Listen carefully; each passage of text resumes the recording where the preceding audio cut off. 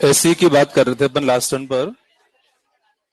AC की बात कर रहे थे ना, कैसी होती है एसी? एसी कैसी होती है? वेरिएबल होती है। डायरेक्शन एंड मैग्नीट्यूड दोनों ही टाइम के साथ वेरी होते हैं। फिर इसमें हमने instantaneous value, RMS value, peak value, average value की बात की है। एवरेज वैल्यू क्या हाफ साइकिल के लिए 0 हो सकती है? एसी के लिए हो सकती है। फिर इसके बाद हमने आरएमएस वैल्यू का डेफिनेशन समझा, एवरेज वैल्यू का डेफिनेशन समझा। क्या हम एसी से कैपेसिटर को चार्ज कर सकते हैं? क्या हम एसी से कैपेसिटर चार्ज कर सकते हैं? नहीं कर सकते। इसके बाद फिर हमने अलग अलग एलिमेंट आर एल सी के बारे में बातें की। छोटे छोटे रिजल्ट आपको याद रखने हैं तुरंत ही, किसी भी टाइम पूछा जाए आपको याद होना चाहिए। सर्किट में ओनली आर है, ओनली एल है, ओनली सी है। ओनली आर है तो कौन आगे होता है? सेम फेज में होते हैं। ओनली सी है तो करंट आगे हो, कितना एंगल से? π/2। और ओनली एल है तो वोल्टेज आगे होता है, कितना? π/2 एंगल से।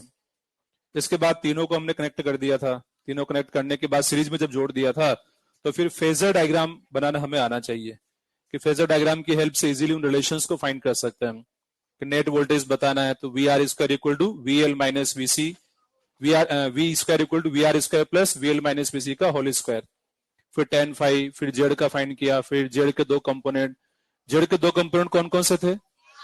Are and X. Z cos phi and Z sine phi, दो कंपोनेंट की फॉर्म में बात अपन ने की थी। इसके बाद फिर एलसीआर जो सीरीज सर्किट है, उसकी एक खास कंडीशन होती है, वो क्या कहलाती है? Resonance condition. एक सर्टेन फ्रीक्वेंसी पर उसका अलग ही बिहेवियर हो जाता है। सर्टेन फ्रीक्वेंसी पर एक्सएल इक्वल टू एक्सी होता है, जेड मिनिमम हो जाता है, करंट मैक्सिमम हो जाती है, और भी कई सारी बातें होती है। तो रेजोनेंस कंडीशन पर क्या क्या होता है, क्या आप बता सकते हैं? रेजोनेंस कंडीशन पर क्या क्या होता है? हाँ, यस। जैसे एक्सएल इक्वल टू एक्सी होता है तो मैंने बता दिया। और क्या क्या होता है रेजोनेंस कंडीशन पर? क्या क्या होता है?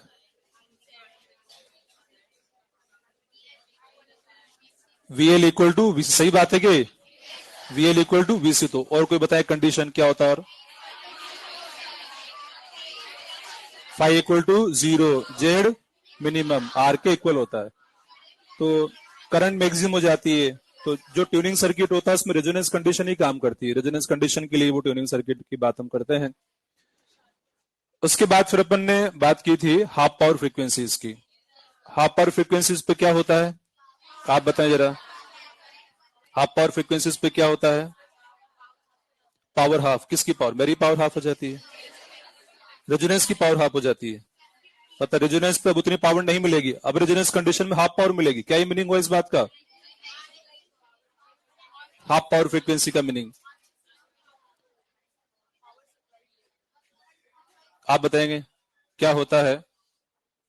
हाफ पावर फ्रीक्वेंसीज पे क्या हो जाता है? ये तो ठीक है, हाँ, पावर हाफ, पावर हाफ, लेकिन कौन सी पावर हाफ? कैसी पावर हाफ? एनीवन कोई बताना चाहे? हाथ उठा के बताना चाहे, हाथ उठा के बताना चाहे कोई, हसरम बताना चाहते हैं? नहीं, हाथ नहीं उठाएंगे, बस बड़े बड़े चुपचाप बोलते रहेंगे। मैक्सिमम करंट और मैक्सिमम पावर होता है, ठीक है। मैक्सिमम पावर हाफ हो जाती है।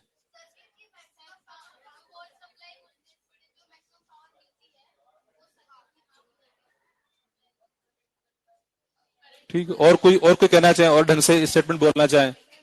जितना बोला था ठीक है, लेकिन और कोई बोलना चाहे इस बारे में?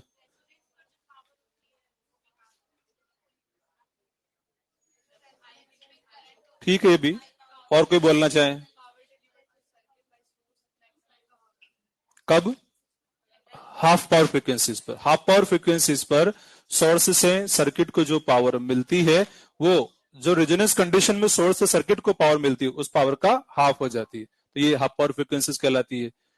हाफ पावर फ्रीक्वेंसी दो तीन बातें और अपन समझ रखी है कि पावर तो हाफ होती है करंट मैक्सिमम करंट का by √2, x equal to R, और पाई बाई 4 हो जाता है। तो ये हाफ पावर फ्रीक्वेंसीज का डिफरेंस क्या कहलाता है?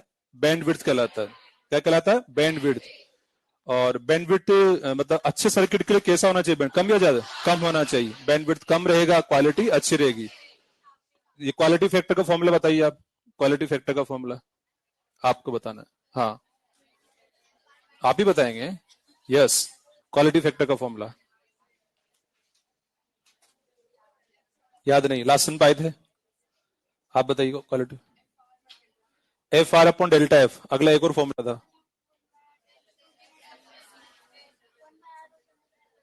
1 अपॉन,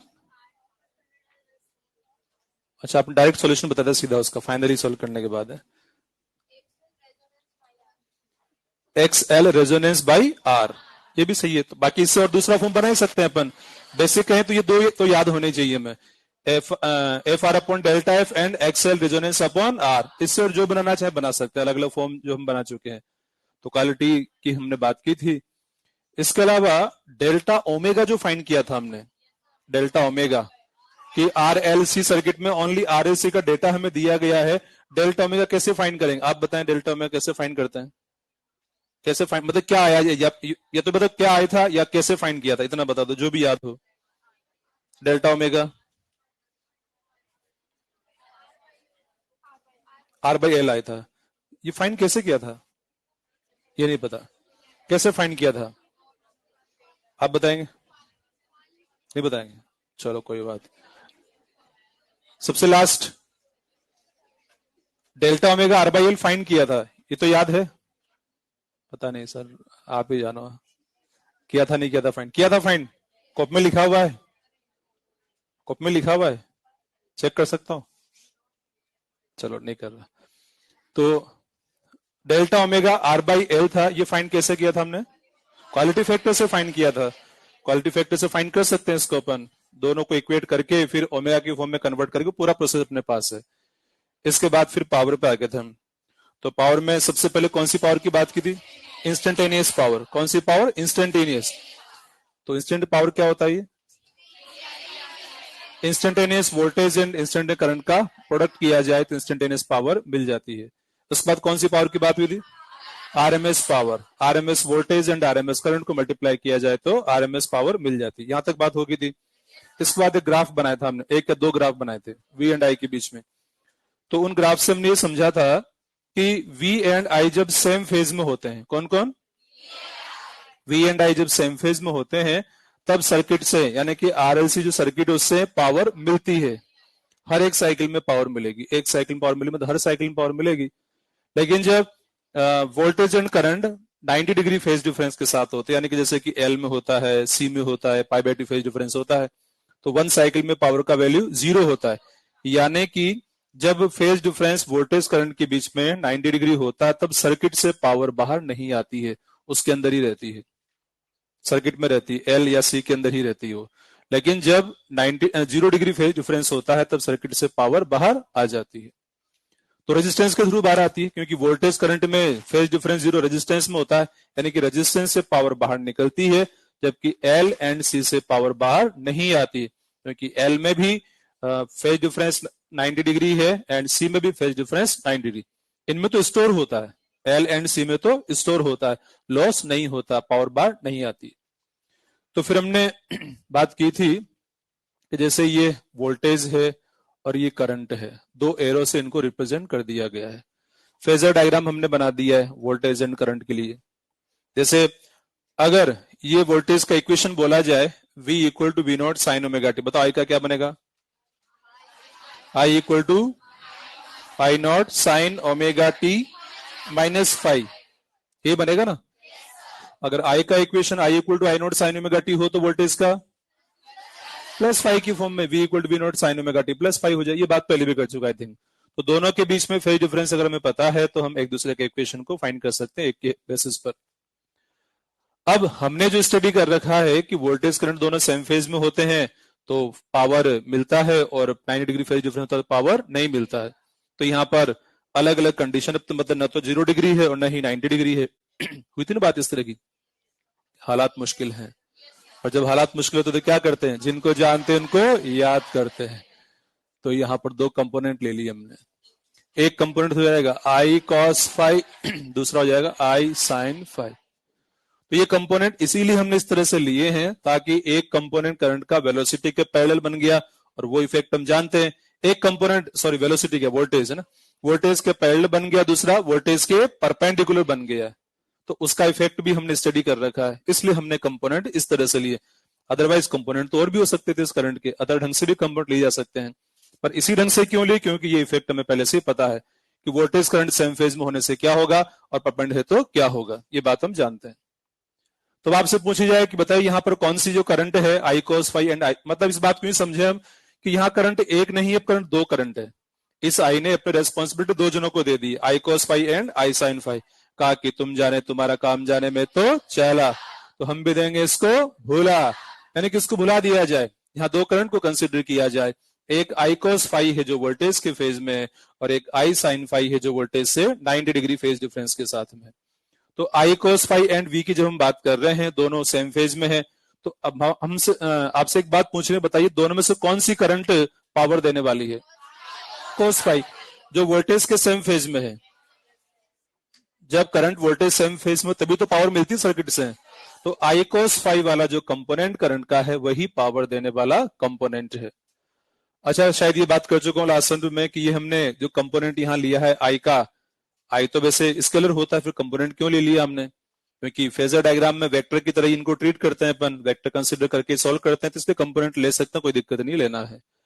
तो I cos phi and I sine phi. तो यहां पर आई कोस फाई वोल्टेज के फेज में है और आई साइन फाई वोल्टेज से 90 डिग्री पर है। तो इसको जब इससे मल्टीप्लाई करेंगे तो बनेगी जो पावर, वो पावर सर्किट से मिलने वाली पावर होगी।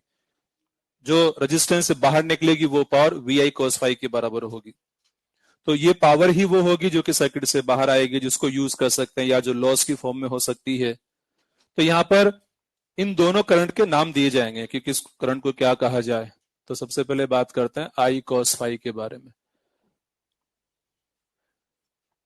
यूजफुल करंट, कौन सी करंट? Useful current.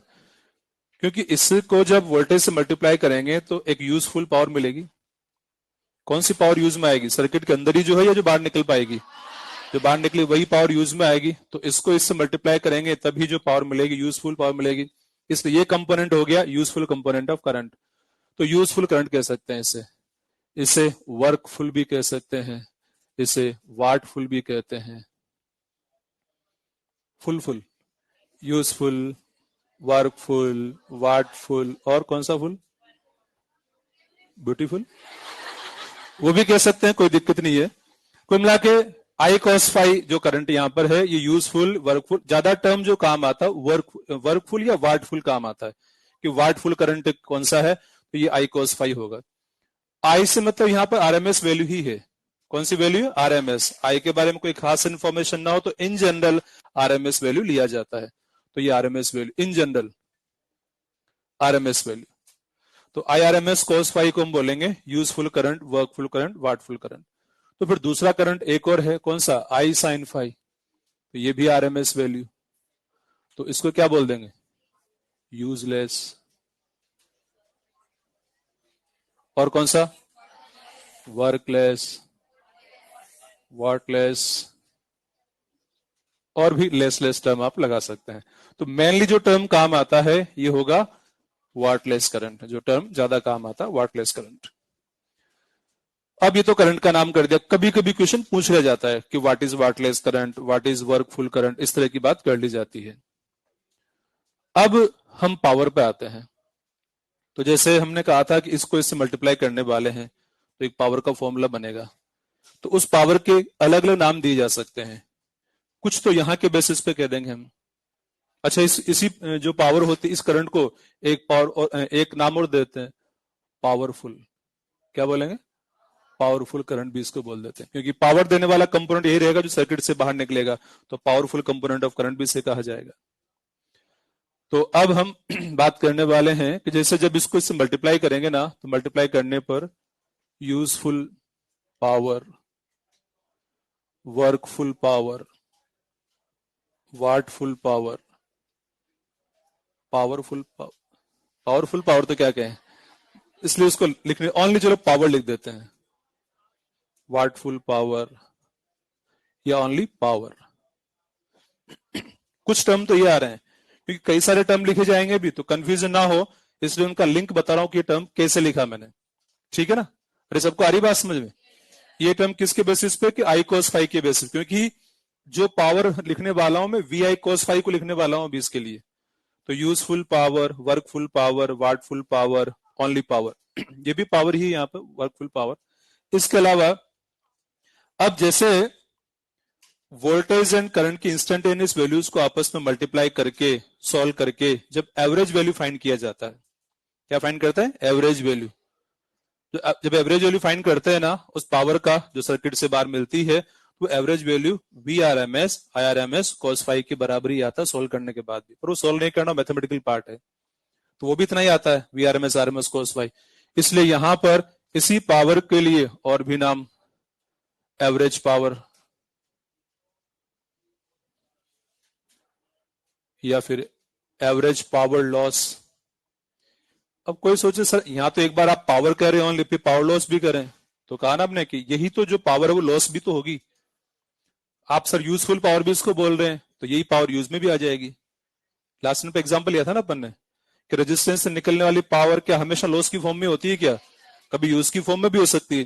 और शायद किसी इधर से कई एग्जाम्पल बताया था, कौन सा एग्जाम्पल लिया था, बल्ब वाला, कि बल्ब से निकलती है, हीटर से, गीजर से, तो ये जो रेजिस्टेंस के थ्रू पावर बाहर निकलती है वो यूजफुल पावर भी होती है। तो वो दोनों तरह के टर्म काम में लिए जाते हैं, average power, average power loss. Only power loss term भी काम में लिया जा सकता है, तो ये तो लॉस से रिलेटेड टर्म बोल दिया हमने। पावर लॉस बोला जाए या एवरेज पावर लॉस बोला जाए, ओनली पावर बोला जाए या एवरेज पावर बोला जाए, ये लॉस की जगह डिसिपिएट टर्म भी यूज कर सकता है क्वेश्चन पर, वो नहीं लिख रहा मैं, वो लॉस के अंदर ही शामिल हो गया, अदरवाइज बहुत सारे नाम हो जाएंगे सर।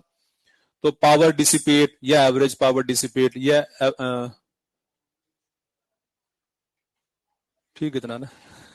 और आगे देखा जाए, इसी को हम रियल पावर भी कहते हैं। कौन सा पावर, रियल पावर, जो सर्किट से बाहर निकले, रियल पावर या एक्चुअल पावर, वो एक ही बात है, वो नहीं लिख रहा मैं अगला टर्म। तो रियल पावर कहा जाए या एक्चुअल पावर कहा, तो इस सब का फॉर्मूला, और जनरली ज्यादातर जो टर्म काम आता है वो एवरेज टर्म काम आता है, एवरेज पावर या एवरेज पावर लॉस, ये ज्यादा काम आता है। तो P average is equal to V I cos five, ये भी आरएमएस वैल्यू होता है और ये भी आरएमएस वैल्यू होता है, पर कई बार सिंप्लिसिटी के लिए हम आरएमएस टर्म ना लिख के simple V I cos five लिख देते हैं, मतलब वो आरएमएस वैल्यू ही लिखा गया है इन जनरल। ऐसा नहीं कि हर जगह कहीं भी अगर वी लिख दिया तो वो आरएमएस ही है, हर जगह नहीं, इन जनरल। जो ये नोट, हाँ जो डिवाइसेस होते हैं उन पे फिक्स है, बल्ब है, कोई सोर्स वोल्टेज है, सप्लाई वोल्टेज, उनके लिए फिक्स है कि हाँ सप्लाई वोल्टेज, बल्ब वगैरह कोई रेटिंग वोल्टेज करंट दिया है, वो आरएमएस वैल्यू ही है। तो V R M S I R M S cos five, proper formula ये बनता है सॉल्व करने के बाद एवरेज वैल्यू, तो इन दोनों को मल्टीप्लाई करने से आया है। यहां पर और आगे बात की जाए, इन दोनों को मल्टीप्लाई करेंगे आई साइन फाइन वी को, तो कौन सी पावर बनेगी, useless power, workless power, wattless power. ज्यादा टर्म जो काम आता है वाटलेस काम आता है, तो डायरेक्ट एक ही लिख रहा हूं यहां पर मैं, wattless power, wattless power, P wattless is equal to V R M S I R M S sine five. किधर से आ जाए,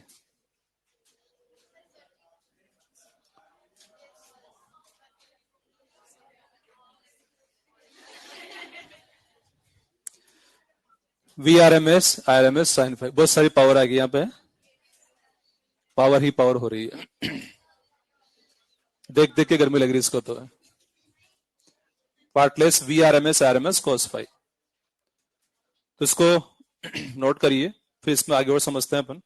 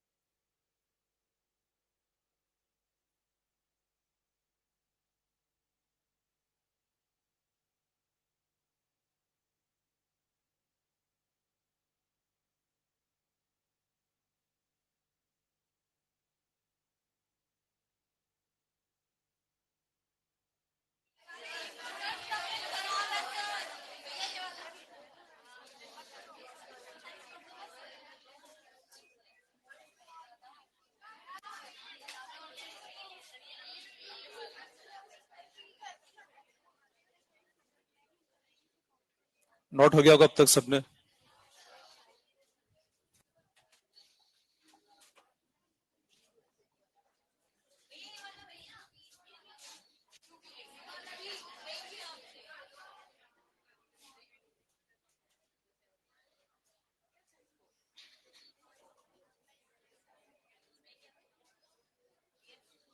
अब देखिए, यहां जो बात की हमने पावर के बारे में, V R M S, R M S cos phi, ये है V R M S sine phi. थोड़ा और समझते हैं इनके बारे में। जैसे लास्ट सेशन पे हमने बात की थी, एक तो इंस्टेंटेनियस पावर की बात की थी। वो क्या था? Instantaneous value of voltage and current. तो वो कौन सी पावर है? जो सोर्स से सर्किट को मिल रही है, वहां से जो रवाना हो गई है पावर, सोर्स से जो पावर दी जा रही है वो पावर है। उसी पावर को हमने आरएमएस फॉर्म में लिखा, फिर कि सिंगल डेटा की फॉर्म में अगर लिखना है तो उसी पावर को V R M S into I R M S भी लिखा जाता है। लेकिन अब यहां पर क्या देख रहे हैं हम कि जो सोर्स से सर्किट को पावर जा रही है, टोटल पावर कितना है? V R M S I R M S, ये पावर है। अब ये पावर जब सर्किट को मिल रही है, उसका कितना पार्ट सर्किट से बाहर निकलेगा, यूज में आएगा या लॉस में होगा, उसका इंफॉर्मेशन अब मिल रहा हमें। उस पावर के दो पार्ट हो गए। कौन कौन से? एक तो वी आई कॉस फाई, दूसरा वी आई साइन फाई। उसी के दो पार्ट है। जो सोर्स से पावर दी जा रही है सर्किट को, अगर कंप्लीटली कहें तो वो कितना है? V R M S I R M S. उसके दो पार्ट हो गए, V R M S I R M S cos phi and V R M S R M S sine phi. तो V R M S R M S cos phi ये वो power है जो या तो loss की form में होगी या यूज की फॉर्म, यानी कि सर्किट से बाहर निकलेगी। और ये कौन सी पावर है? जो सर्किट के अंदर ही रह जाएगी। इंडक्टर एंड कैपेसिटर में चार्जिंग डिस्चार्जिंग वगैरह जो चलता रहेगा प्रोसेस, उसके अंदर रहने वाली पावर ये है। तो यहां एक खास फैक्टर ये आ गया है, कॉस फाई। कॉस फाई ये पावर फैक्टर कहलाता है। क्या कहलाता है? Power factor. यानी जो टोटल पावर है V R M S I R M I, V R M S into I R M S, उसका कितना हिस्सा सर्किट से बाहर निकलेगा उसके बारे में इंफॉर्मेशन देगा ये। तो लिखिए अगला हेडिंग, पावर फैक्टर।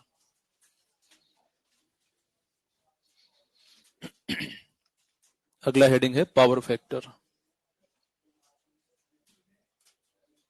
शॉर्ट में से पीएफ से भी हम लिख सकते हैं,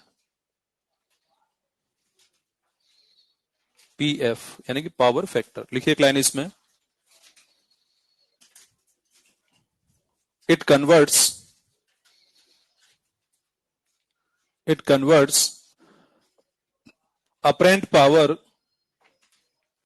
apparent power into real power. It converts apparent power into real power.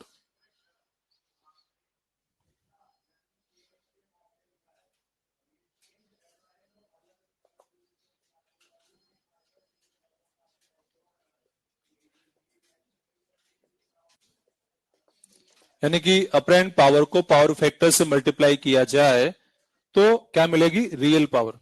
अच्छा, ये जो टर्म लिखे जा रहे हैं इनका एग्जैक्ट मीनिंग के बारे में सोच के परेशान ना हो, क्योंकि ये टर्म किस बेसिस पे लिखे एक एक करके मैं बताता जा रहा हूं आपको। बताता नहीं बताया था? जैसे पहले आरएमएस पावर के बारे में बात की, तो आरएमएस के साथ साथ तीन चार टर्म हमने लिखे थे। क्या क्या लिखे थे? Effective power, apparent power, virtual power, ये टर्म लिखे थे वहां पर। तो पहला तो सिंपली ये बताया मैंने कि आरएमएस वैल्यू को ये भी कहा जाता है। आरएमएस वैल्यू मतलब इफेक्टिव वैल्यू भी होता है, अपरेंट वैल्यू भी होता है, वर्चुअल वैल्यू भी होता है। इसलिए उन दोनों V R M S R multiply करने जो पावर बनेगी उनके नाम यही रहेंगे। या फिर मैंने और समझाया था अलग तरीके से कि इंस्टेंटेनियस पावर में तो वैल्यू लगातार चेंज होगा, एक सिंगल वैल्यू की फॉर्म में उस पावर को अगर हमें लिखना होता है तो उसके लिए फिर आरएमएस टर्म काम में लिया जाता है। फिर हमने कहा था कि ये वास्तव में जो टाइम के साथ वेरी होने वाली जो पावर है, इंस्टेंटेनियस पावर, उसका ही इफेक्ट को बताने वाली पावर होगी, इसलिए उसको इफेक्टिव पावर भी कहा जाता है।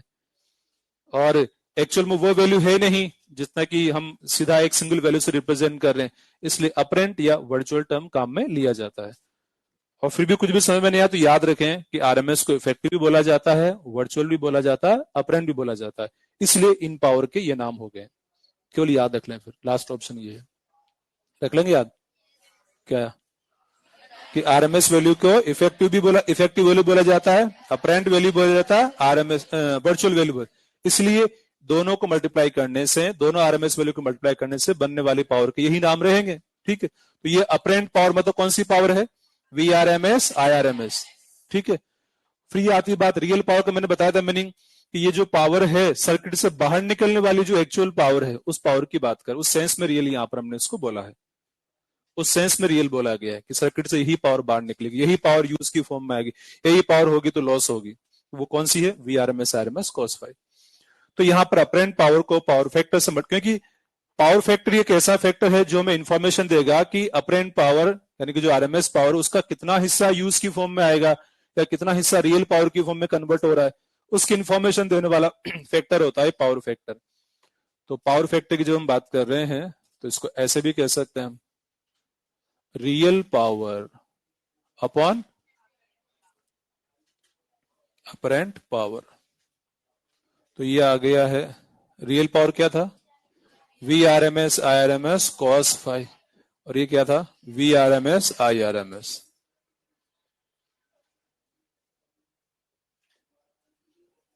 तो power factor is equal to cos phi, ये पावर फैक्टर कहलाता है।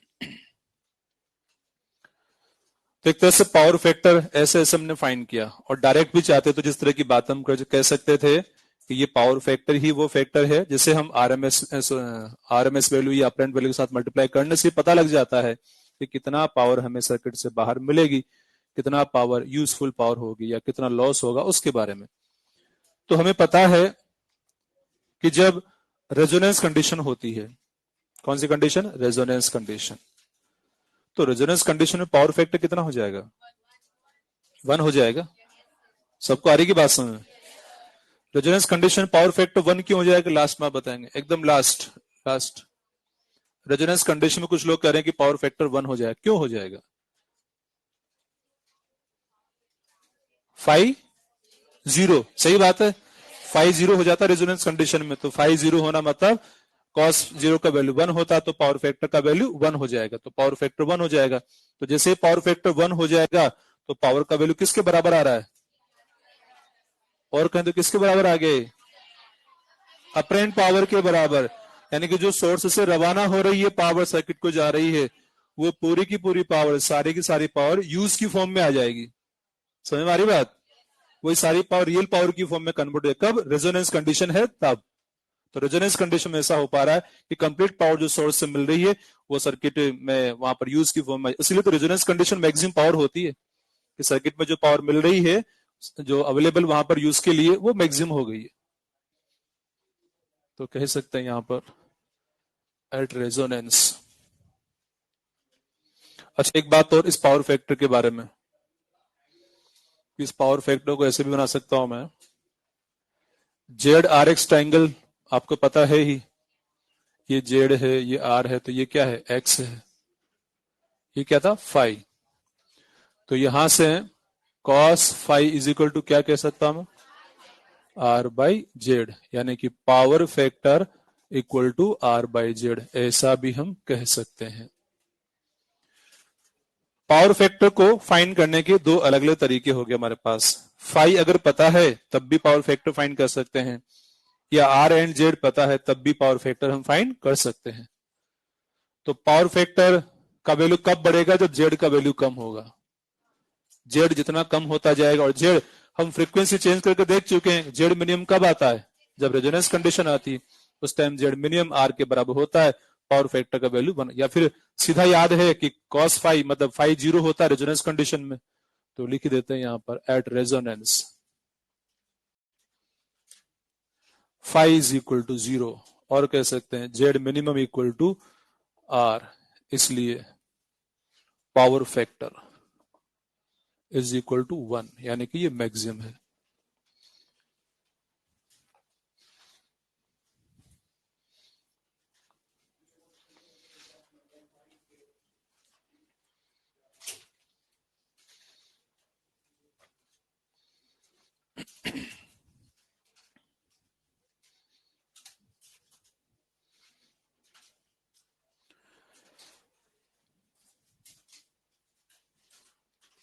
कभी कभी एक टर्म और हमें देखने को मिलता है, वह है नेचर ऑफ पावर फैक्टर। क्या पूछा जाता है? Nature of power. हालांकि सिलेबस में इतना नहीं इसका यूज, और इसका ज्यादा एक्सप्लेनेशन भी सिलेबस के लेवल का नहीं, फिर भी कभी कभी देखने को मिल जाए कहीं मॉड्यूल में एक जगह दिया हुआ है नेचर ऑफ पावर फैक्टर, इसको सीधा याद रखें। कि पावर फैक्टर का नेचर अगर पूछा जाए, पता नेचर से मतलब यूं पूछा था कि लीडिंग या लेगिंग, ऐसा पूछा जाता है, तो उसका नेचर करंट के रेस्पेक्ट में बताना होता है। तो पहले तो ये लाइन याद रखेंगे कि पावर फैक्टर का नेचर किसके रेस्पेक्ट में, करंट के रेस्पेक्ट में। ठीक है, जैसे एग्जाम्पल लें, करंट अगर लीडिंग है तो पावर फैक्टर का नेचर भी लीडिंग कहलाएगा। लीडिंग मतलब किससे, वोल्टेज से। वोल्टेज से करंट अगर लीड करे तो पावर फैक्टर क्या कहलाएगा, लीडिंग। अगर करंट लेगिंग है वोल्टेज से कंपेयर में तो कह सकते हैं कि पावर फैक्टर भी लेगिंग कहलाएगा, नेचर उसका लेगिंग नेचर होगा। जैसे आपसे पूछा जाए कि सर्किट में ओनली इंडक्टर है, सर्किट में ओनली इंडक्टर है, बताओ पावर फैक्टर नेचर कैसा रहेगा, लेगिंग रहेगा, ऐसे बता सकते हैं। तो पावर फैक्टर यानी कि जो cos फाई है उसका नेचर करंट के बेसिस पर डिसाइड किया जाता है। करंट अगर लेगिंग है तो पावर फैक्टर भी लेगिंग, करंट अगर लीडिंग है तो पावर फैक्टर भी लीडिंग कहलाएगा।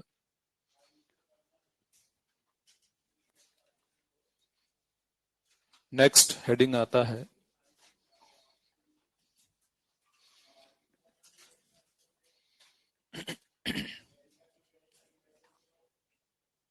चोक कॉइल। कौन सा coil, choke coil.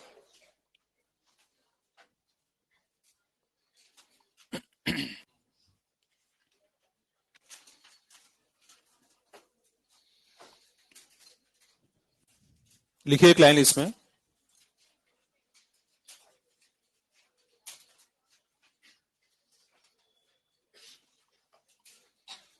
basically choke coil is a inductor coil. Basically choke coil is a inductor coil.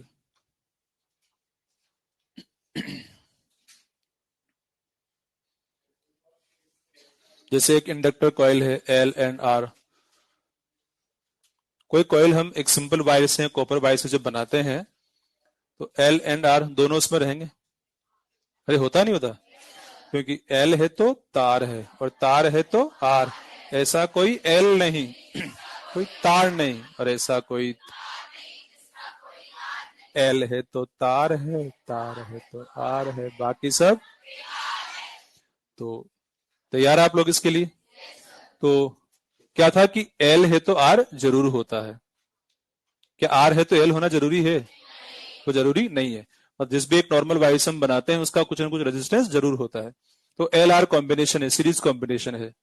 तो चौक कोयल में यही होता है। चौक कोयल एक प्रैक्टिकल डिवाइस है, प्रैक्टिस से हम बनाते हैं तो किसी न किसी वाइस से बनाया जा रहा है तो उसका कोई ना कोई रेजिस्टेंस होगा।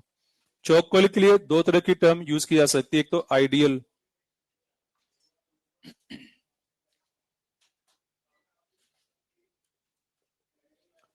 दूसरा टर्म है बेस्ट चौक कोयल। बेस्ट चौक कोयल का रेजिस्टेंस कितना लेंगे, कितना, जीरो या नॉन जीरो?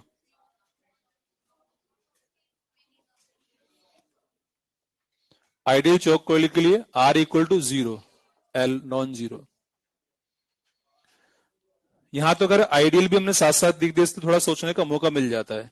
नहीं, अगर क्वेश्चन ओनली पूछा जाए बेस्ट चौक कोयल तो कभी कभी स्टूडेंट जल्दबाजी में कर बैठता है कि आर को जीरो ले लेता है, कि बेस्ट की बात की जा रही है मतलब बेस्ट है। चौक कोयल एक प्रैक्टिकल डिवाइस है, तो चौक कोयल के बारे में जब तक आइडियल ना बोला जाए तब तक हमें आर को जीरो नहीं कंसिडर करना होता है। तो बेस्ट चौक कोयल मतलब सबसे अच्छा चौक कोयल है, प्रैक्टिकल डिवाइस है, तो आर क्या होना चाहिए, सबसे कम होना चाहिए, तो आर मिनिमम होगा, ऐसा कह सकते हैं। आर मिनिमम होगा और एल का जो रिक्वायरमेंट है उसके अकॉर्डिंग वैल्यू रहेगा। तो इन टर्म का ध्यान रखना है, उसके अकॉर्डिंग हमें समझ के आंसर देना है। अब जैसे चौक कोयल का इंपॉर्टेंस क्या है उस पॉइंट पर आते हैं। जैसे एक चौक कोयल हमारे पास है और एक बार इसको हमने डीसी से कनेक्ट कर दिया है। चौक कोयल है तो एल भी है आर भी है, कुछ ना कुछ रेजिस्टेंस जरूर होगा।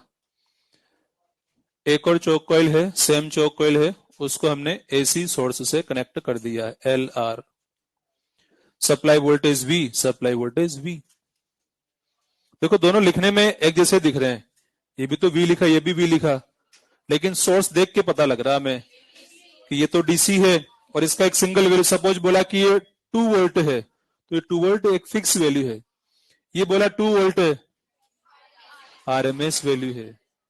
लिखने में यहां भी ऐसे लिख सकते हैं कि V इक्वल टू यहाँ पर 2 वोल्ट ऐसे लिख दिया गया, तो सिंपल V लिखा मतलब आरएमएस वैल्यू ही है ये, क्योंकि ऐसी सोर्स है ना तो आरएमएस वैल्यू की बात की जाएगी। अब इसको डीसी से जोड़ा गया, इसको एसी से जोड़ा गया। 1 या 2 साल पहले नीट में क्वेश्चन पूछा गया, जो डायग्राम हर साल हम बनाते हैं उन्होंने बना के दे दिया ऐसा कैसा डायग्राम, ये जोड़ दे ऐसे ही जोड़ दे, ऐसे बनाया था सेम। बोला कि इसके लिए Z1 है इंपिडेंस, इसके लिए इंपिडेंस है Z2, इसके लिए Z1, इसके लिए Z2। क्या पूछा, कौन बड़ा है, कौन बड़ा होगा, Z1 या Z2? Z2 बड़ा होगा। कुछ लोग समझ ही नहीं पाए, पता नहीं क्या, कौन को समझ गए कि कौन बड़ा कौन छोटा। जेड के बारे में पूछा गया, जेड मतलब क्या, दिक्कत given by that element in flow of current, यानी कि इस करंट के फ्लो में ये जो दिक्कत देगा उसको जेड से लिखा जा रहा है, Z1 से लिखा जा रहा है, ये जो दिक्कत देगा उसको Z2 से लिखा जा रहा है। तो यहां अगर हम दिक्कत के बारे में सोचें तो दिक्कत कौन देगा, एल या आर, या दोनों? आर ही दिक्कत देगा यहाँ तो, क्योंकि आर का रोल तो सेम ही होता है, लेकिन जो एल होता है वो फ्रीक्वेंसी पर डिपेंड करता है, उसका जो एक्सएल होता है, दिक्कत given by L depends on frequency, XL equal to L omega, XL equal to L omega. तो यहां पर एक्सएल का वैल्यू कितना हो गया, 0 हो गया, पक्का? आप बता सकते हैं एक्सएल 0 क्यों हो गया यहां पर, आप बताएंगे, आप बताएं। हाँ, एक्सएल 0 क्यों हो गया, कौन 0? आसपास वाले ना बोले कोई भी, है ना भाई, यहां पर बोला गया है कि एक्सएल 0 हो गया है, ठीक है? क्या 0 हो गया, आप सुन रहे मेरी बात, पक्का, कंफर्म? क्या पूछा मैंने, एक्सएल 0 क्यों है, तो क्यों 0 एक्सएल, ओमेगा किसका ओमेगा 0 है, किसका ओमेगा 0 है? बोलो बोलो, थोड़ा बोलो तो, बोल दो, जो भी मन में आ रहा है बोल दो, नेगेटिव मार्किंग नहीं है यहां पर है क्या नेगेटिव मार्किंग?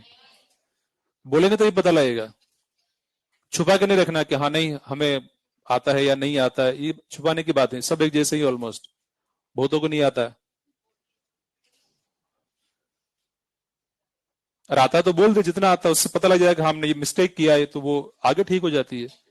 मिस्टेक तो करना होता है ना, वैसे मिस्टेक तो होनी चाहिए ना, नहीं होनी चाहिए, तो जो होनी है हो जाए, अगली बार वैसी मिस्टेक ना हो, कुछ नहीं मिस्टेक हो। कुछ लोग टेस्ट में मिस्टेक से परेशान रहते हैं, सर इस बार ये मिस्टेक होगी, मैंने कहा अच्छा है ना, अगली बार कुछ नहीं मिस्टेक करना, लेकिन मिस्टेक जरूर करना, अगली बार कुछ नई मिस्टेक करनी है, सेम मिस्टेक रिपीट ना करें, नई मिस्टेक करें, अगली बार और मिस्टेक करके आए टेस्ट में जाकर के, कुछ नई टाइप की मिस्टेक करके आए, लेकिन जितने टाइप की सारी टाइप की मिस्टेक यही कर डालना, जो टेस्ट होता है ना इन टेस्ट में डिफरेंट टाइप की, तो ये आपकी क्वालिटी निखर के आएगी उसमें कि आप कितने टाइप से मिस्टेक कर सकते हैं। तो आप क्या सीखते जाएंगे, हाँ ये मिस्टेक अगली बार नहीं करनी है, ये मिस्टेक अगली बार नहीं, जो हो गई उनको अगली बार नहीं करना बस, तो जितनी पॉसिबिलिटी सारी हो जाएंगी तो एग्जाम के लिए कुछ बचेगा ही नहीं, बचेगा कुछ, कुछ भी नहीं बचेगा, केवल जो सही सही चीजें हैं वही बचेगी, वही आपके साथ एग्जाम तक जाएंगी और वही आपको मेडिकल कॉलेज में पहुंचा देंगे। करो मिस्टेक, बिल्कुल नहीं लेना मिस्टेक करने से, लेकिन हर बार नई मिस्टेक करनी। हाँ बताइए, करिए मिस्टेक, गलत बोल दो फटाफट से, X L equal to L omega, ये होता है, ओमेगा 0 है, किसका ओमेगा 0 है, ये पूछा गया था ना मैंने आप कि किसका ओमेगा 0 है, बताओ, आप बताएं इधर, डीसी सर्किट का ओमेगा, चलो ठीक है, डीसी सोर्स जो यहां लगा रखा अपन ने उसका फ्रीक्वेंसी 0 है, क्योंकि फ्रीक्वेंसी 0 है, चेंज ही नहीं हो रहा, क्योंकि एसी की जो फ्रीक्वेंसी की बात करते हैं वो चेंज होने की तो फ्रीक्वेंसी होती है। तो यहां पर हम कह सकते हैं जब इसको सप्लाई वोल्टेज डीसी से जोड़ दिया गया है, करंट आई लिखना चाहता हूं, आई इक्वल टू वी अपॉन दिक्कत, सपोज Z1 लिख दूं यहां पर मैं, तो Z1 क्या होगा, V अपॉन आर ही आएगा, क्योंकि यहां पर जो डीसी के लिए F इक्वल टू 0 है और XL इक्वल टू 0, तो XL वाला पार्ट 0 होने की वजह से V अपॉन आर ही आएगा इसमें, तो यानी कि जेड का वैल्यू यहां पर आर के बराबर ही है। यहां अगर बात करेंगे, इसको Z2 बोला था हमने, तो Z2 इक्वल टू क्या हो जाएगा, आर प्लस XL, या एक्स एल की जगह क्या लिख दूं मैं, एल ओमेगा का स्क्वायर। तो यहां तो कुछ फ्रीक्वेंसी है तो दोनों पार्ट आएंगे, दोनों पार्ट होने की वजह से Z2 यहां पर ज्यादा है Z1 से। ये तो ओनली उस क्वेश्चन का आंसर हो गया कि इसमें सेम चौक कोयल को जब लगाया है, एक बार डीसी से लगाया, एक बार एसी में कनेक्ट किया है, तो यहां पर इंपेडेंस का वैल्यू ज्यादा आएगा, यहां कम रहेगा। अब करंट पर आते हैं अपन। इसमें करंट आई क्या लिखेंगे, V अपॉन Z2, यानी कि V upon root R square plus L omega का होल स्क्वायर, यही लिखेंगे।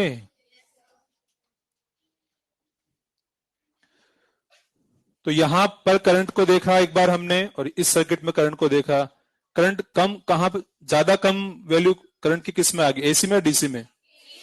एसी में ज्यादा कंट्रोल हो पाई है करंट, क्योंकि जेड ज्यादा दिया है चौक कॉइल ने। चौक कॉइल ने जेड ज्यादा कहां दिया, एसी में दिया। तो ये खासियत एसी में है कि एसी को हम चौक कॉइल की हेल्प से भी कंट्रोल कर पाते हैं, जबकि डीसी को हम चौक कॉइल की हेल्प से कंट्रोल नहीं कर सकते। जैसे थोड़ा और समझे इस बात को। सपोज हमें सर्टेन वैल्यू ऑफ जेड लगाना है, यहां भी 10 ओम लगाना है Z1, और Z2 भी सपोज हमें 10 ओम चाहिए, इस सर्किट के लिए 10 ओम चाहिए। तो यहां अगर 10 ओम का हमें जेड चाहिए तो उसके लिए तो रेजिस्टेंस ही लेना पड़ेगा 10 ओम का। अगर आप इंडक्टर का वैल्यू बढ़ा भी दें तो उसका तो रोल कुछ है ही नहीं एक्सेल वगैरह लाने में, आपको रेजिस्टेंस ही लेना पड़ेगा 10 ओम का। यहां अगर आप, अच्छा रेजिस्टेंस लेने में दिक्कत क्या आ रही है, क्यों हम कह रहे हैं कि रेजिस्टेंस लेना पड़ेगा, ऐसी क्या दुख की बात हो रही है? कि रेजिस्टेंस ज्यादा होने पर लॉसेस ज्यादा हो जाएंगे, क्योंकि लॉस रेजिस्टेंस में होके ही तो होता है। तो जितना रेजिस्टेंस का वैल्यू ज्यादा रहेगा उतना ही लॉस ज्यादा हो जाएगा, पावर लॉस ज्यादा उतना हो जाएगा। तो ज्यादा रेजिस्टेंस नहीं बढ़ाना चाहते हम, करंट को कंट्रोल तो करना चाहते हैं, लेकिन लॉस कम होना चाहिए, ये हम चाहते हैं। तो यहां पर देखिए V अपॉन जेड, तो यहां पर भी सपोज 10 ओम का जेड चाहिए हमें, तो यहां क्या फैसिलिटी हमारे पास है कि आर कम ले लें हम, और एक्सेल से वो रिमेनिंग पार्ट उसका फाइंड कर लें। ये चीज पॉसिबल है इसमें कि एक्सेल हम जैसे ज्यादा करेंगे उसमें से लॉस कुछ होता ही नहीं पावर का। पावर का लॉस तो रेजिस्टेंस होता है। पता लगा हमने कि 2 ओम तो इससे रेजिस्टेंस से ले लिया जो इसका है, बाकी 8 ओम उससे ले लिया है एक्सेल से, तो फिर हमें 10 ओम के बराबर सपोज मिल गया है, तो कह सकते हैं कि लॉस वहां 10 ओम रेजिस्टेंस देना पड़ेगा, 2 ओम से ही काम चल रहा है। ये पता लगा यहाँ 1 ओम रेजिस्टेंस है और 9 ओम का काम एक्सेल से हो गया हमारा, तो काफी अच्छा हो गया। तो कि यहाँ 1 ओम रेजिस्टेंस है, बाकी काम इंडक्टर कॉइल ने कर दिया है, तो करंट उतनी ही कंट्रोल हो गई है, लॉस काफी कम हुआ है। और यहाँ पर करंट तो कंट्रोल उतनी हो गई है क्योंकि 10 ओम तो ले लिया, लेकिन रेजिस्टेंस से लिया है, वो लॉस काफी ज्यादा हो जाएगा। तो इसी ढंग से नोट करके फिर एक लाइन लिखेंगे आगे।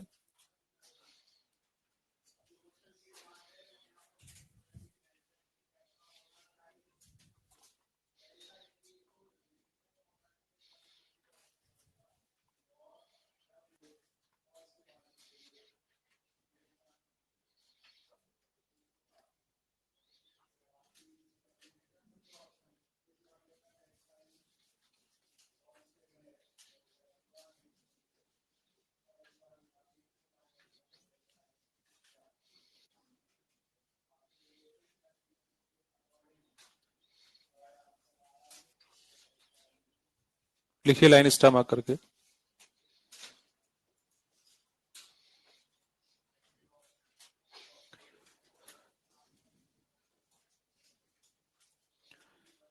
choke coil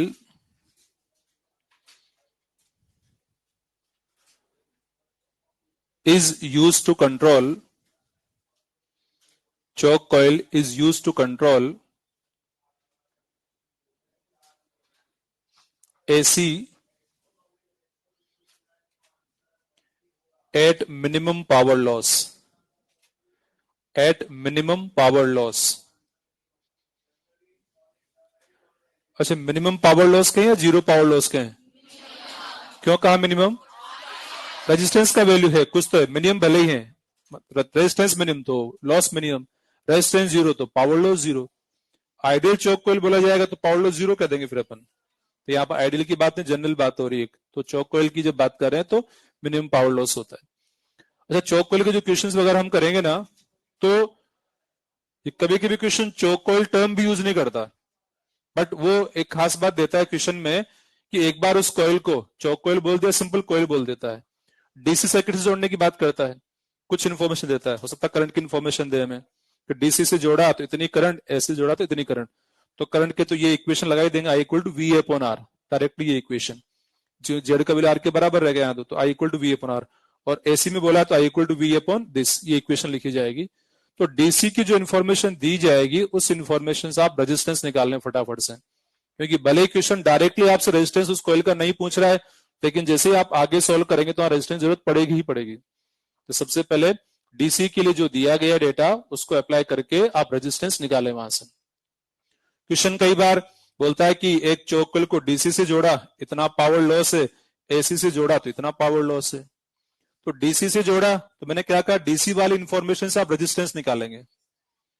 अब लगाना है फॉर्मूला पावर का, कि पावर लॉस का फॉर्मूला लगाना है, डीसी से जोड़ा चौक कॉइल को, तो क्या लगाएंगे फिर, क्योंकि वोल्टेज दिया हमें कितना डीसी से जोड़ा है और रेजिस्टेंस निकालना है, तो P equal to V square by R, क्या लगाएंगे, वी स्क्वायर अपॉन आर। तो V गिवन है, पावर लॉस गिवन, उससे आर आ जाएगा। फिर जब यहां आएंगे अपन, तो यहां भी हमें क्या दिया है, पावर लॉस दे दिया गया है। यहां कौन सा फॉर्म लगाएंगे, एसी के, V R M S I R M S को फाई ही लगाना है जब भी एसी सर्किट है, तब पावर की बात कर रहे हैं, मतलब पावर लॉस की बात कर रहे हैं, यही लगाना है। हाँ, उसको ही फिर रिक्वायरमेंट के अकॉर्डिंग हम कन्वर्ट कर देंगे। जैसे वोल्टेज दिया गया ओनली हमें सप्लाई का, तो उस फॉर्मूले को वोल्टेज की फॉर्म में कन्वर्ट कर दीजिए। जैसे आई है तो आई इक्वल टू क्या हो जाएगा, वी बाई, सॉरी वी है, हाँ आई है तो I equal to V by Z हो जाएगा, ऐसे, क्योंकि हमें वोल्टेज की इन्फॉर्मेशन तो आई की जगह वी की फॉर्म में कन्वर्ट कर दो, तो कन्वर्ट करके फिर काम में ले सकते हैं। पर बेसिकली एसी सोर्स है, एसी सप्लाई वोल्टेज है, एसी वाला सर्किट है, तो पावर लॉस के लिए वही फॉर्मूला काम आएगा, V R M S I R M S cos. जल्दबाजी में इसकी देखा देखी करके कोई सिंपल सा फॉर्मूला ना लगा बैठे कि पी इक्वल टू वी आई या आई आर, कुछ भी ऐसे, मतलब प्रॉपर फॉर्मूला है वो लगाएं, उसको ही काम में लेना है। आगे बात समझ में, तो अभी क्वेश्चन करेंगे उसमें जरूरत पड़ेगी।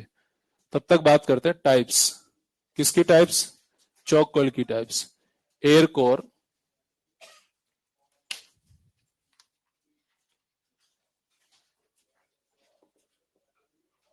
Air core and iron core.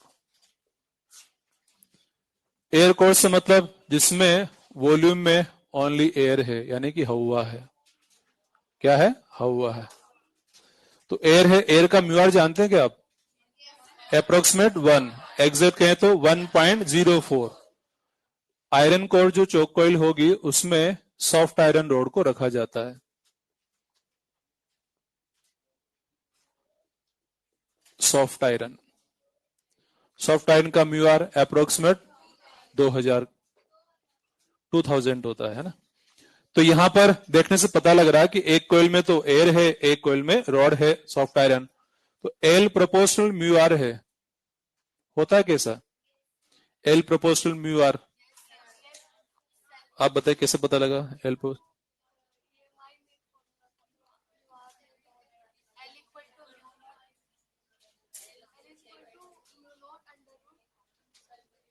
Mu naught under root,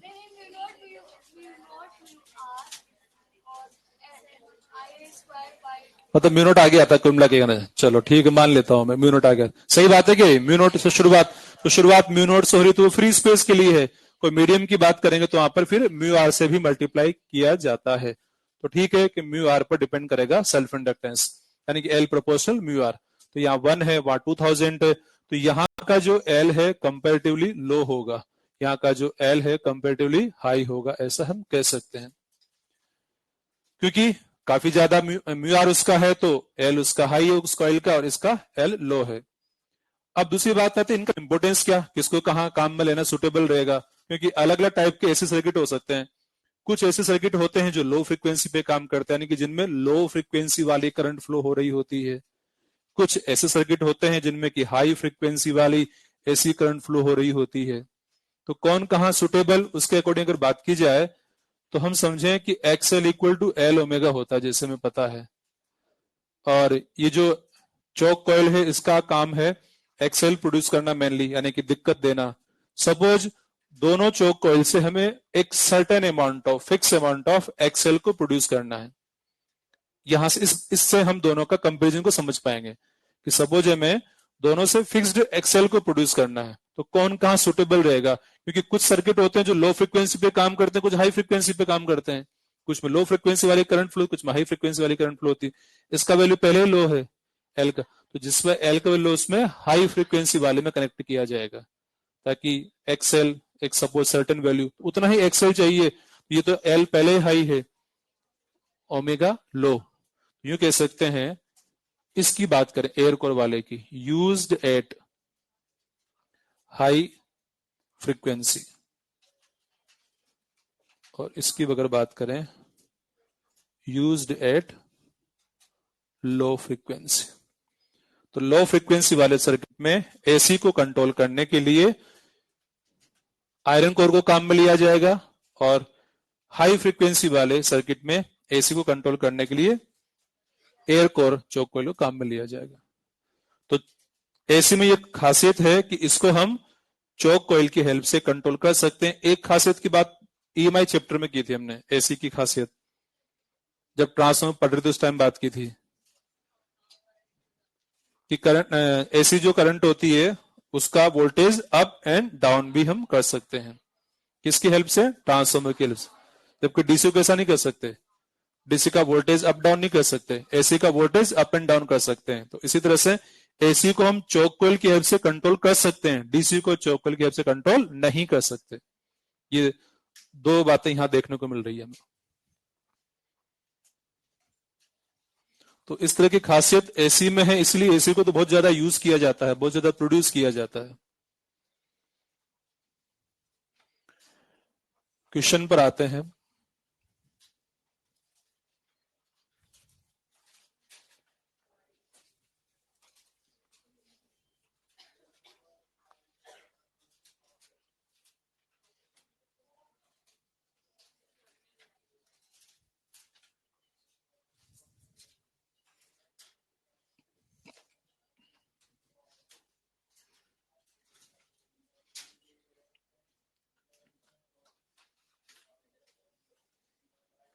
लिखा दो क्वेश्चन, चलो लिखिए question. A choke coil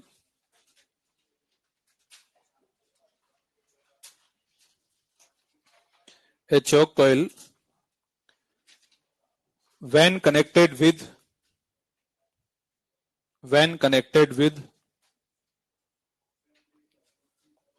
20 volt DC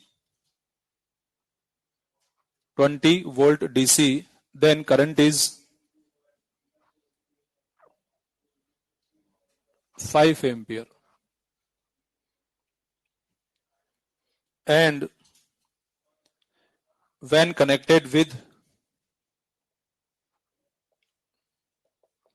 20 volt AC, current is 4 ampere.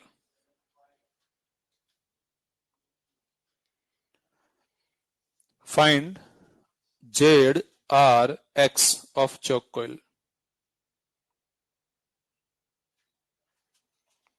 Z R X, समझ गए ना? जेड मतलब इंपिडेंस, रेजिस्टेंस एंड रिएक्टेंस, ये हमें फाइंड करना चोक कॉइल के लिए।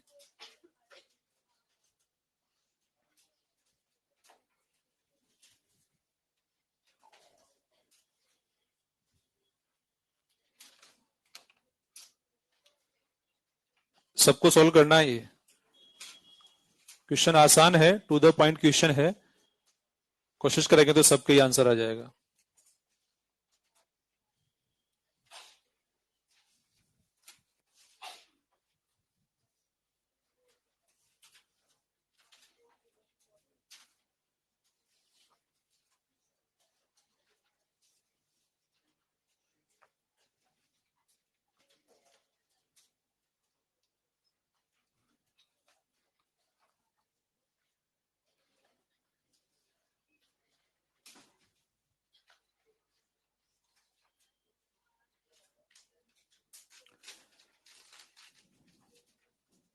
कितनों ने सॉल्व कर लिया है?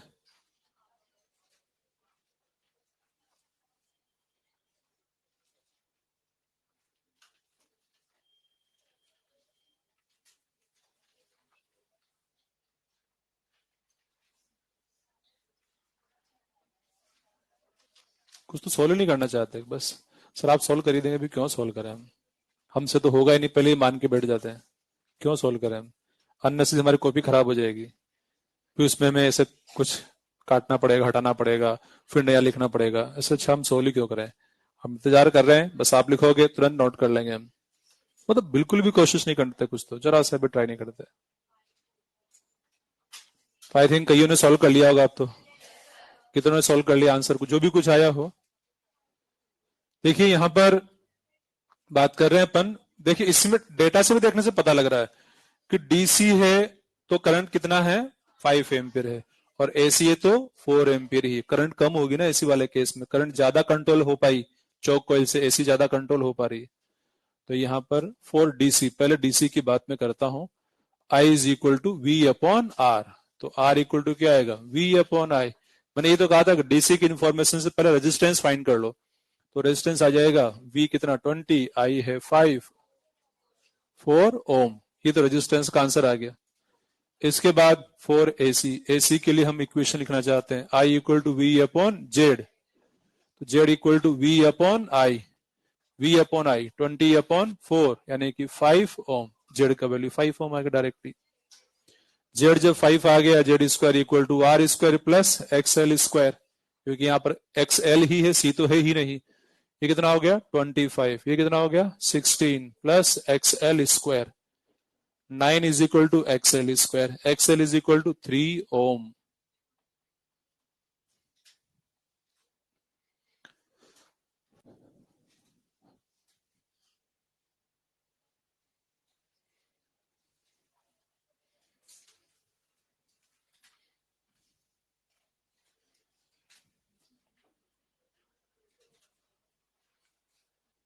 सबको आ गया समझ में।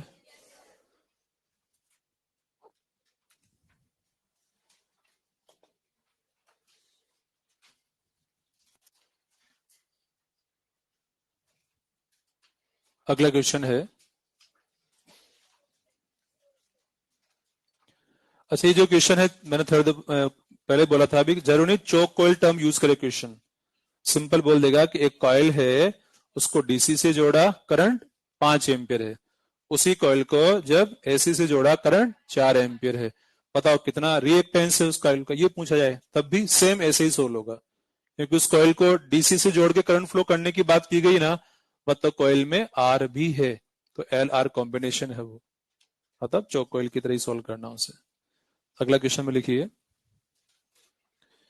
ए choke coil of self inductance,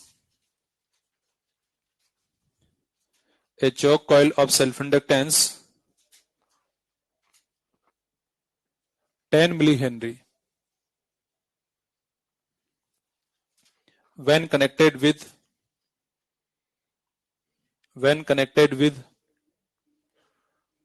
10 volt DC, power loss is 20 watt,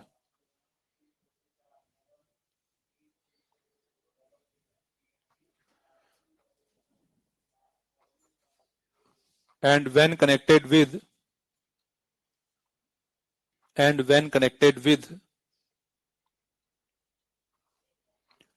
10 volt AC, 10 volt AC, power loss is 10 watt।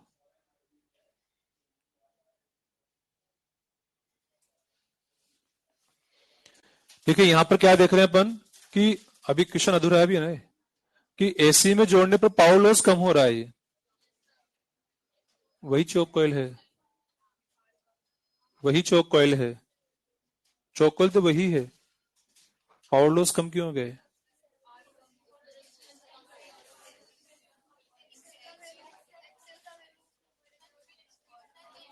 वही चोक कॉइल है।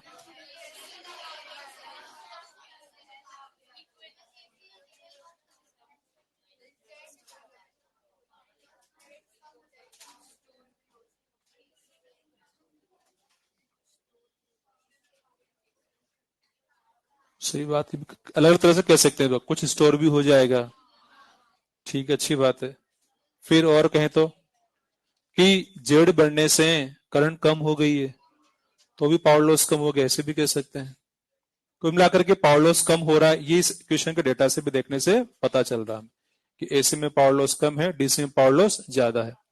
आगे लिखिए, find frequency of supply voltage. Find frequency of supply voltage. Find frequency of supply voltage. करिए solve.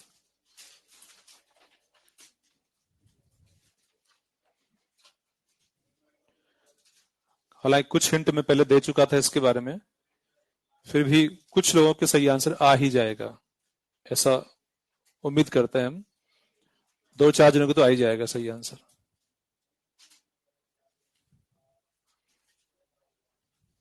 चार का जाए, 5 का जाए, जो भी करते हैं, कितने लोग निकाल पाते हैं देखिए।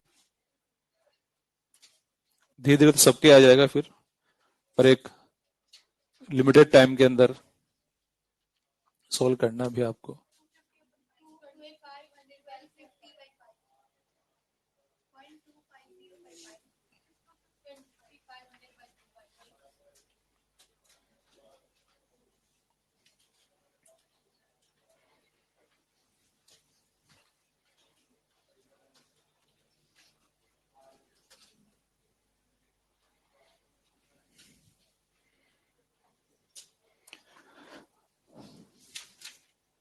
और मेरी बात पे ध्यान दिया होगा तो फटाफट आंसर आ भी जाएगा, और नहीं दिया होगा तो सॉल्व भी करेंगे, टाइम भी लगेगा, आंसर भी नहीं आएगा। कितना आया? 0। एक्सेल 0 हो रहा है, तो ये तो बहुत कुछ गड़बड़ हो रहा है। चेक करो अच्छे से।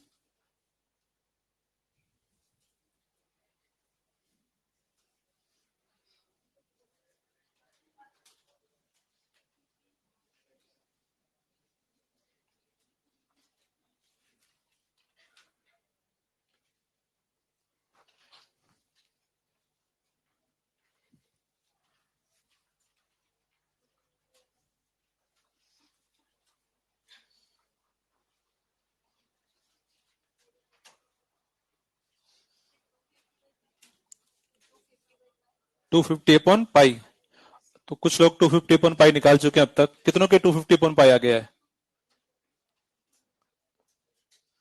250/पाई तो आया था। 250/पाई।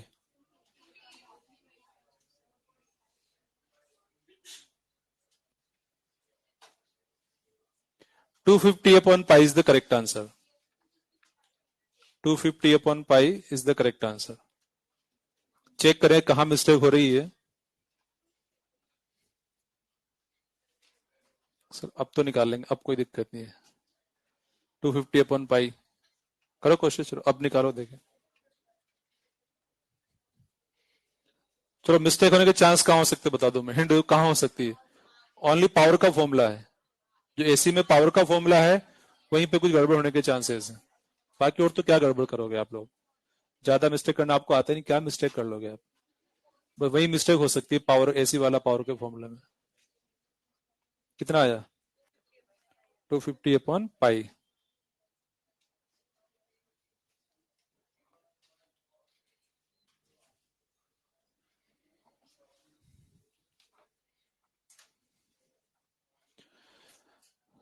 तो देखिए इसमें पावर की जब हम बात कर रहे थे, डीसी वाला पहले है, तो फॉर डीसी, डीसी के लिए पहले इक्वेशन लगाते हैं। P equal to V square upon R. P equal to V square upon R हम लिखते हैं इसमें।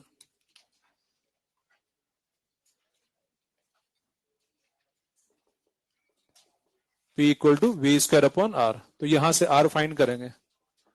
आर क्या आएगा? V square upon P, 10 into 10, और पावर कितना? 20। कितना आ गया?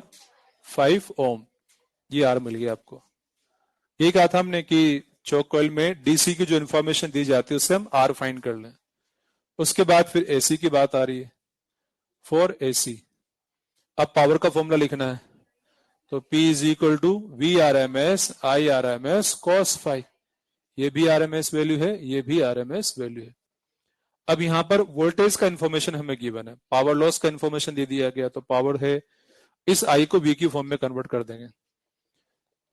तो V R M S I की जगह क्या हो गया, वी बाई जेड कर दूं, V R M S upon Z cos phi R by Z. तो ये बनेगा P is equal to V R M S का square into R upon Z square.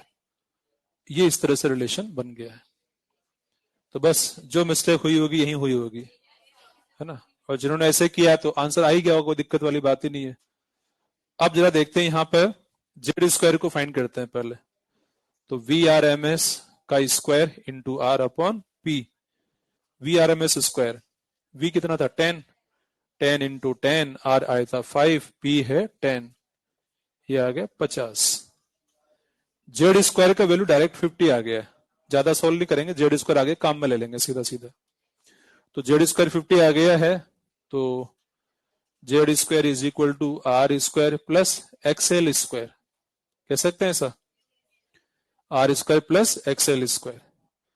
तो क्या फाइंड करें, एक्सएल फाइंड करेंगे, तो Z square minus R square is equal to XL square, 50 minus 25 is equal to XL square, XL is equal to 25, यानी कि XL कितना आ गया 5, एल ओमेगा 2 पाई F होता है जो कि 5 हो गया, एफ आ जाएगा 5/2 pi L.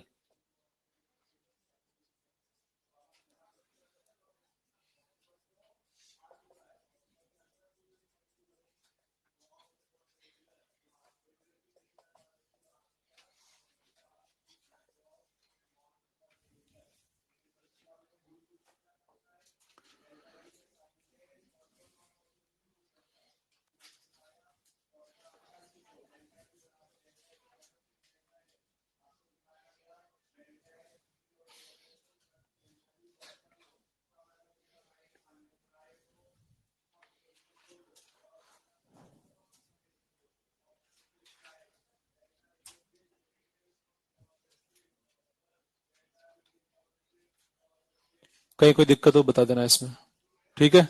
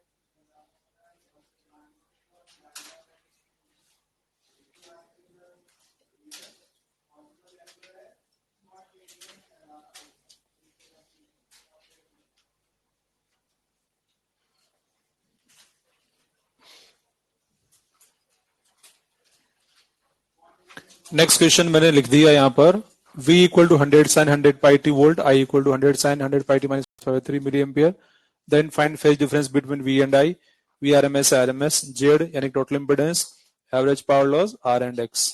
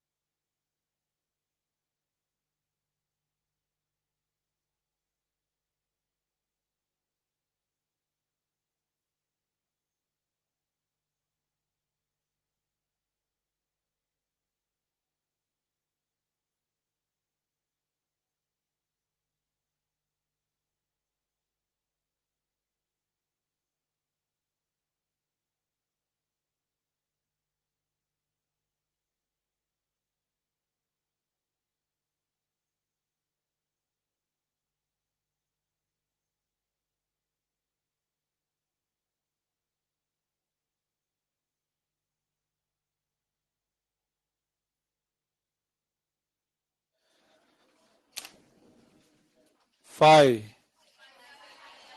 Pi by 3 VRMS 100 by √2 volt IRMS 100 by √2 milli ampere Z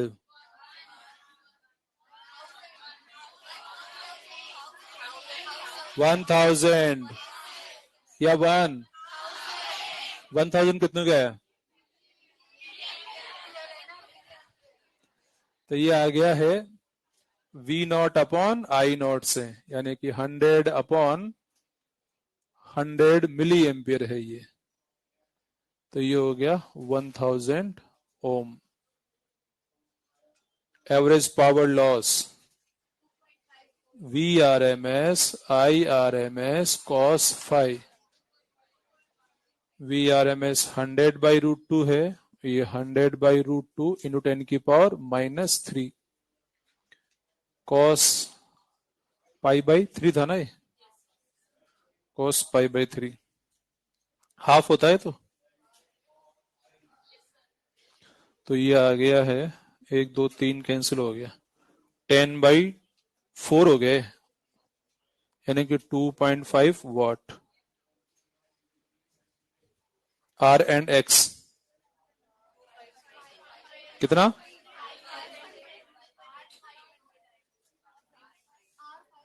R 500 और X 500 √3, क्योंकि R इक्वल टू क्या होगा? Z cos phi होगा ना। जब भी R एंड X के बारे में पूछे तुरंत Z को याद करें, आपके कहीं Z मिल सकता है क्या? Z, क्योंकि Z के दो कंपोनेंट हैं R एंड X, अदरवाइज कई बार फाइंड करना मुश्किल हो जाता है कि कैसे फाइंड करें। तो R एंड X के बारे में पूछा गया तो Z को सोचें आप कि Z है पता, तो बस Z cos phi Z sin phi से आ जाएगा। तो Z cos phi, Z था 1000, cos phi कितना था? हाफ है ना cos phi, तो ये आ गया 500 ओम। और X equal to Z sin phi, तो ये 1000 है इंटू √3 बाई 2 है, तो ये 500 √3 ओम। ऐसे फाइंड कर सकते हैं।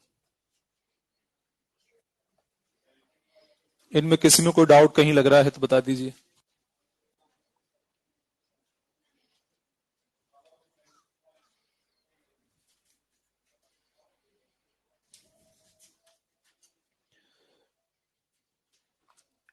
तो ये चौक कॉइल,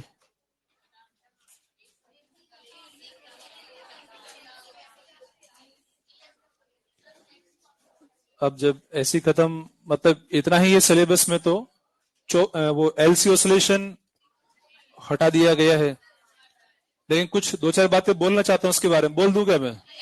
ऐसे सुन लो, लिखना वगैरह कुछ नहीं है, ऐसे ही जनरल बातें कि LC ऑसिलेशन में आखिर होता क्या है, बेसिक अप्रोच की अगर बात की जाए। तो जैसे एक इंडक्टर कॉइल है और एक कैपेसिटर है। कैपेसिटर को पहले चार्ज किया जाता है, किससे चार्ज किया जाए? बैटरी से। बैटरी से चार्ज करके बैटरी को हटा दिया जाता है। उस चार्ज कैपेसिटर को इंडक्टर कॉइल से कनेक्ट किया जाता है। तो जब कैपेसिटर चार्ज हो जाता है तो उसके अंदर एनर्जी स्टोर होती है, कौन सी वाली? इलेक्ट्रिक या मैग्नेटिक? इलेक्ट्रिक एनर्जी स्टोर होती है, क्योंकि जहां इलेक्ट्रिक फील्ड होता है वहां इलेक्ट्रिक एनर्जी, जहां मैग्नेटिक फील्ड है वहां मैग्नेटिक एनर्जी स्टोर होती है। कैपेसिटर को जैसे ही इंडक्टर कॉइल से कनेक्ट करते हैं तो कैपेसिटर डिस्चार्ज होना शुरू होता है।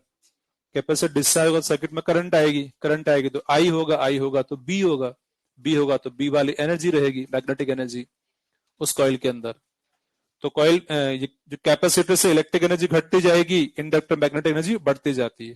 तो ये कैपेसिटर खाली हो जाता है, इंडक्टर भर जाता है, किससे? एनर्जी से। जैसे कैपेसिटर पूरा खाली हो गया, अब इंडक्टर को करंट नहीं मिल पाएगी तो करंट जीरो हो जाएगी। करंट जीरो होते ही, मतलब करंट जब जीरो होना जा रही है तो वो इंडक्टर इस बात का अपोज करेगा, वो करंट खुद फ्लो करेगा सर्किट में, वो करंट फ्लो करेगा, यानी कैपेसिटर को चार्ज करेगा अपोजिट सेंस में। तो इंडक्टर की एनर्जी डिक्रीज होती जाएगी और जो कैपेसिटर वो चार्ज होता जाएगा। कैपेसिटर चार्ज होता जाएगा तो कैपेसिटर में एनर्जी बढ़ती जाएगी, तो इंडक्टर की एनर्जी कम होती जाएगी। तो कैपेसिटर फुल्ली चार्ज हो गया, इंडक्टर पूरा खाली हो गया। फिर वापस कैपेसिटर डिस्चार्ज होना शुरू होगा, इंडक्टर चार्ज होना शुरू हो जाएगा।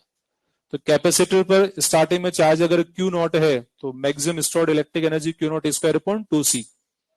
तो वो एनर्जी स्टार्टिंग में जो थी, क्योंकि L एंड C की जब बात कर रहे हैं कोई रेजिस्टेंस नहीं माना जा रहा है तो कोई लॉस कंसिडर नहीं किया जाता है, तो जो कैपेसिटर में स्टोर्ड एनर्जी है वो इंडक्टर में जाती है, फिर इंडक्टर खाली होता है तो कैपेसिटर में। जब कैपेसिटर पूरा इंडक्टर पूरा भर गया है, मैक्सिमम करंट सपोज इसमें आई नॉट है तो half L I not square इसमें मैक्सिमम एनर्जी स्टोर होती है। तो मतलब किसी भी टाइम की अगर बात करें दोनों एनर्जी का सम स्टार्टिंग में जो मैक्सिमम एनर्जी थी उसके बराबर ही रहता है आइडियल कंडीशन में। और हम आइडियल कंडीशन की बात करते हैं, एल एंड सी की बात कर रहे हैं, कोई लॉस की बात नहीं करते, तो एनर्जी का ऑसिलेशन होता रहता है एल से सी में, सी से एल में, इस तरह से चलता रहता है।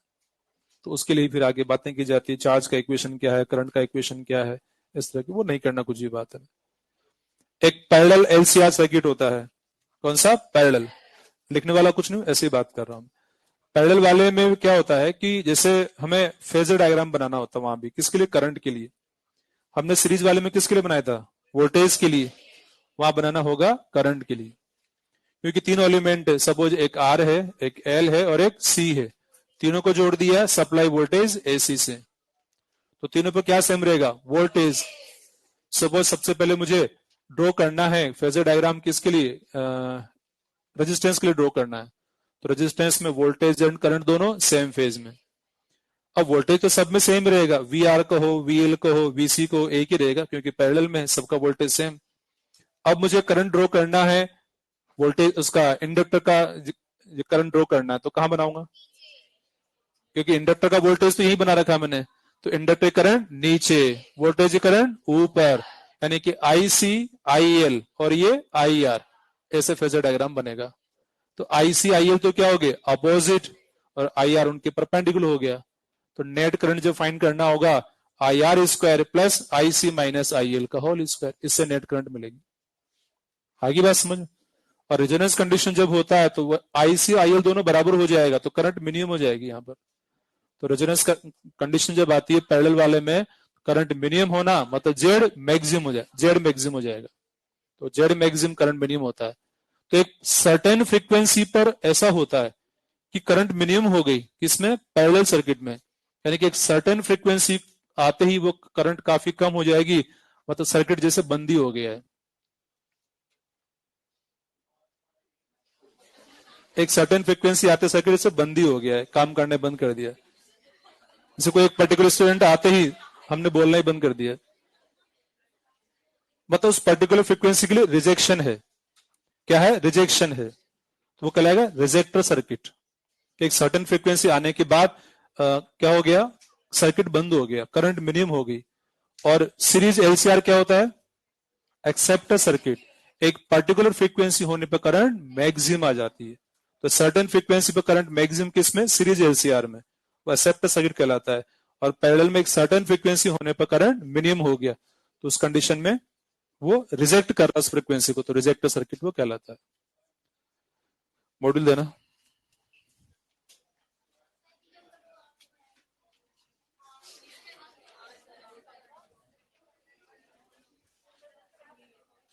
क्या पढ़ाएंगे देखते हैं अभी, क्वेश्चन नंबर 16 एक्सरसाइज फर्स्ट। एक आध क्वेश्चन की बात कर लेता हूं मैं अभी, थोड़ा सा टाइम जो बच रहा है उसमें। मॉडल नहीं है तो कोई बात नहीं, मैं जो हिंट दे रहा हूं सुन लें आप।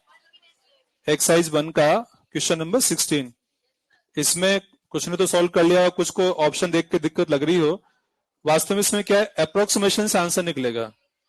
80 डिग्री आप फाइंड नहीं कर पाएंगे, अप्रोक्सीमेट आंसर निकालना है कि जो डेटा आ रहा है एक्सएल अपॉन आर, क्योंकि 10 five to XL upon R होता है, तो एक्सएल पुट करेंगे, आर पुट करेंगे, सोल्व करें, तो 1 से ज्यादा वैल्यू आ रहा है, इनफाइनाइट से कम आ रहा है, तो वो अप्रोक्सीमेट 80 डिग्री हम टिक कर सकते हैं, 80 डिग्री अप्रोक्सीमेट। इसके अलावा क्वेश्चन नंबर 21 है, इस क्वेश्चन 21 में बात की जा रही है कि सर्किट में आर है एंड एल है, तो जेड क्या हो जाएगा, Z equal to R square plus L omega का स्क्वायर, ये हो जाएगा जेड। अब इसमें क्या बोला गया है, ऑप्शन जो दे रखे हैं दो अलग अलग बातों पे बेस्ड ऑप्शन है कि लो फ्रीक्वेंसी पर limiting value and high frequency पर लिमिटिंग वैल्यू ऑफ जेड। तो हम ये सोचें लो फ्रीक्वेंसी की बात आ रही तो क्यों ना इसको फ्रीक्वेंसी ओमेगा को 0 ही कर दिया जाए। तो जब ये 0 हो जाएगा तो जेड इक्वल टू आर हो जाएगा। तो लो फ्रीक्वेंसी पर जेड की लिमिटिंग वैल्यू आर, ये आंसर हो जाएगा। लेकिन हाई फ्रीक्वेंसी पूछा है तो फ्रीक्वेंसी जब हाई होगी तो ये वाला पार्ट काफी हाई हो जाएगा compare to R, R negligible, तो Z equal to L omega. कब? हाई फ्रीक्वेंसी पर। तो हाई फ्रीक्वेंसी पर जेड की लिमिटिंग वैल्यू एल ओमेगा के बराबर कहलाएगी और लो फ्रीक्वेंसी पर जेड की लिमिटिंग वैल्यू आर के बराबर कहलाएगी। तो ये क्वेश्चंस आप इसके ट्राई करें, सॉल्व करें, ठीक है। जो डाउट हो, नेक्स्ट टर्न अभी कुछ देर में आपस स्टार्ट होने वाला अपना 10 बजे आपस मेरी क्लास है आपके बीच में। क्या क्यों पढ़ा रहे हो आप? जाओ पढ़ा के बस। भाई ऐसा है, जिन सर की क्लास थी उनकी शायद तबीयत ठीक नहीं है आज, तो कुछ देर के लिए मैं पढ़ाऊंगा, क्योंकि ज्यादा मैं भी नहीं पढ़ाऊंगा। मेरी 2 बजे आपस क्लास है, तो 1 घंटा तुम्हें पढ़ाऊंगा इसे ऑलमोस्ट। क्या लास्ट में? क्या क्लास में ले लूं मैं? क्यों? अरे अभी जो सर आने वाले थे वो नहीं आ पा रहे हैं, इसलिए मैं ले रहा हूं। मुझे अलग से नहीं लेना है। 2 बजे मेरी ऑलरेडी क्लास है, 2 से लगातार मेरी क्लास है, तो मैं तो अभी केवल 10 से 11 तक 1 घंटा के आसपास या कुछ कम जो भी है वो लेना है। तो 10 बजे वापस आप क्लास में मैं आ रहा हूं। नहीं आऊं? चलो नहीं, 5 मिनट है, चलो जो भी है, तो कुछ देर बाद आता हूं मैं, ब्रेक के बाद।